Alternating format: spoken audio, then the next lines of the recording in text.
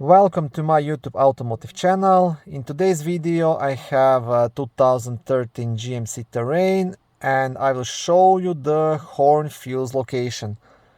Now the first thing to do if your horn is not working, first check the fuse, and then if fuse proves to be good, then proceed to check the wiring and the horn itself. This video will apply to GMC Terrains made from 2010 all the way up to 2017. Horn fuse is located under the front hood in the main fuse box, which is just here.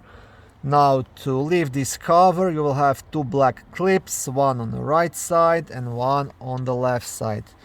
So what you want to do, you want to press this clip together and lift it up to unlock it, and you will do the same on the other one.